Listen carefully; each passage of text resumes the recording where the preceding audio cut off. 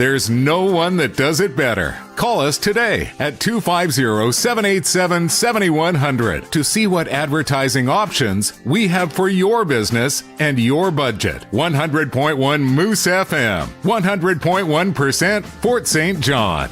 On October the 29th, join SLB and 100.1 Moose FM at the Lido for a night of free Halloween movies. First at 4 p.m., we'll be showing Wallace and Gromit and the Curse of the Were-Rabbit. Wallace and his loyal dog Gromit set out to discover the mystery behind a garden sabotage that plagues their village and threatens the annual giant vegetable growing contest. I know your little secret, Pesto. I know exactly what's going on. Your lordship. Oh, yes. You think you can pilfer my filly, don't you? And then at 7 p.m., a Halloween favorite, Ghostbusters. Hey, anybody see a ghost? They catch the ghost that won't stay dead. These movies are free, but you still have to book your seat through thelido.ca. Halloween movies at the Lido, brought to you by SLB and Moose FM, are supported by the Fort St. John Co-op. Moose FM is everywhere with the beat of FSJ, powered by the Fort St. John Co-op. You're at home here. The Fort St. John Seniors Hall will be hosting their Saturday markets this fall. You can find many great products like Tupperware, locally made knitted items, mugs, baked goods, and so much more. It will be happening on select Saturdays throughout the season. Visit their Facebook page for more details. It's the beat of FSJ, brought to you by the Fort St. John Co-op. You're at home here. Taking a look at your weather for today, periods of snow ending this evening, then mainly cloudy with a 60% chance of flurries. It'll stay fairly windy overnight, north 30 gusting to 50, low of -5 feels like -12. Tomorrow mainly cloudy, 60% chance of flurries in the morning, a high of -2, feels like -11. Monday cloudy and -5, and Tuesday sunny and a high of 4. At the Moose, light snow. It is -4 degrees with that wind chill -9. Wind north-northwest at 14 kilometers an hour. You're listening to live coverage of the 2024 BC Provincial Election on 100.1 Moose FM. I'm Dub Craig. I'm here with Caitlin Coombes. I'm so sorry, Caitlin. It's all good. We're live at moosefm.ca/live and on the Energeticcity.ca YouTube page if you'd like to see the video version of it. And we're kind of going to go through everything because we have the basically final results here in Peace River North and Peace River South. Things still pretty darn close provincially, but we're going to get to that in a few minutes. We've got commentary from two of the candidates in Peace River North as well. So why don't we start with that, Caitlin? What's happening in Peace River North? Absolutely. So we have a called election here in Peace River North, and we are going to have our new MLA Conservative candidate Jordan Keeley. He has won by a substantial margin, as we have been discussing. And then, of course, we have 74.4% of the vote has come in his favor. And then the independent candidate Dan Davies at 20.15%. So we have all of our advanced ballot boxes are in, and then only one of the final day ballot boxes remaining. So that's a called. I see. Okay. Well, Ed Hitchens was at the poll party with Dan Davies, the independent candidate who faced defeat tonight. We're going to check in with him now. Ed Hitchens, Energeticcity.ca, Dan Davies, constituent campaign office. And speaking with Dan Davies right now, obviously, Dan, this was not the outcome you wanted. What are your thoughts and feelings right now? How are you dealing with the defeat? And just give us a little bit of insight on what's going on right now. Yeah. Well, like I say, it's obviously not the result that I wanted. I'm very proud of the work that I've done the last, my last two terms as the MLA. I'm proud of the work I've done. This is my fourth time on council, two times as MLA. We had a great campaign. We fought hard. Great set of volunteers. Family behind me. We did everything right.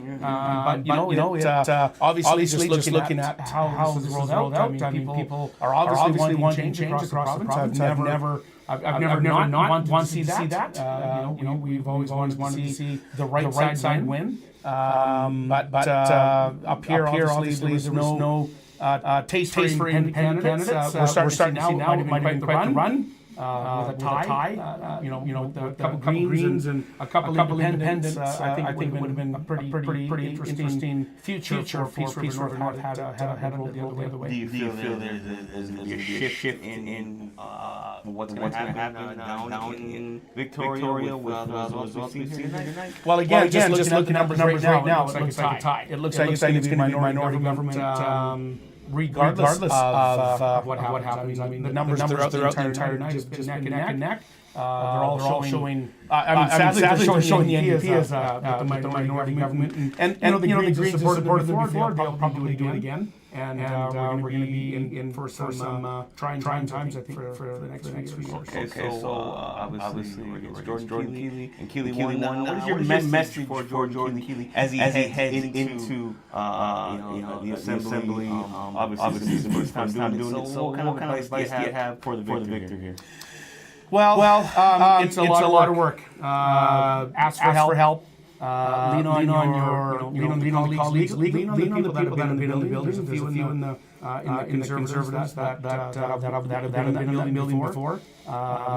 It's a challenging balance to balance 14-hour days, 7 days a week. You're gone 5 months a year in Victoria. You got to find a balance between your work, your family, your friends, and certainly focus on finding that balance. Advocate like hell for the region. But the number one thing is, and I've said it numerous times, the job is 80% one-on-one dealing with constituents.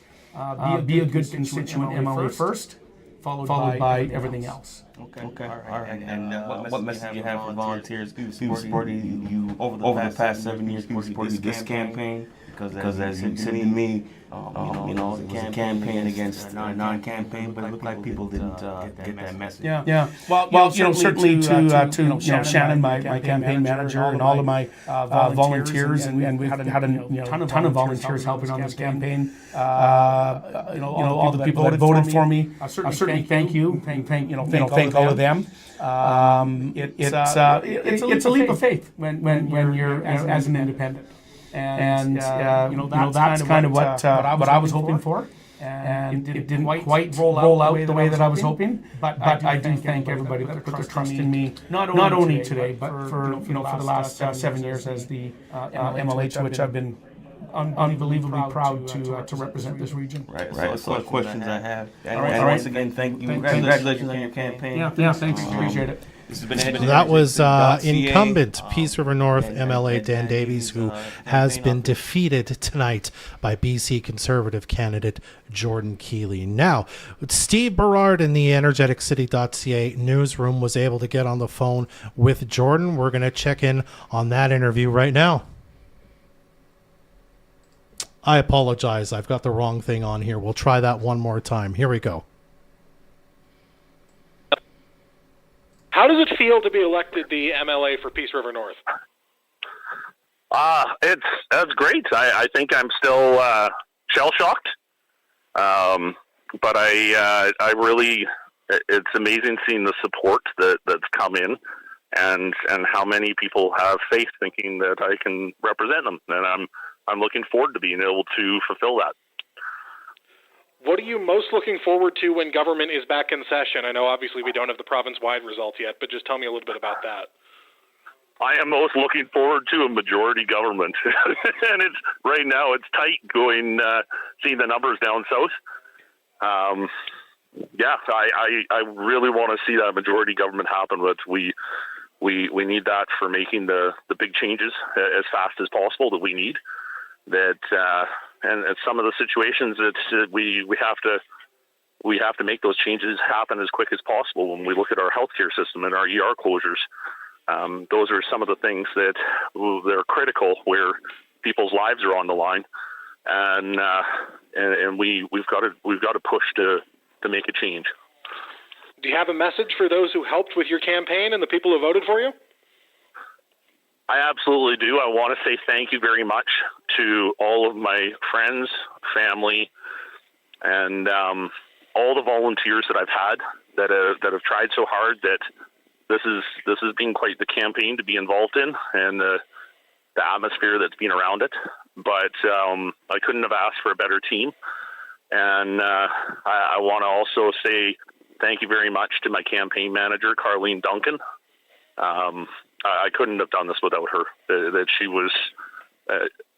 was absolutely amazing with the support and resources that she offered to be able to help me.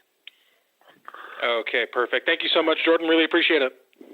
Actually, I want to make sure I didn't leave it out. I said family, but I also want to turn around and say thank you very much to my wife and all the support that she's given.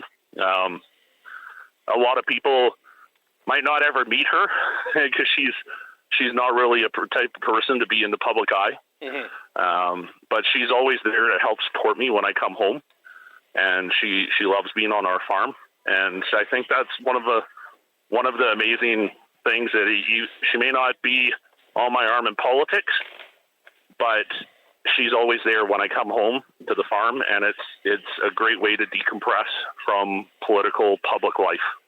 Absolutely, yeah. Okay. I'll let you go, man. Congratulations. Thank you for picking up the call.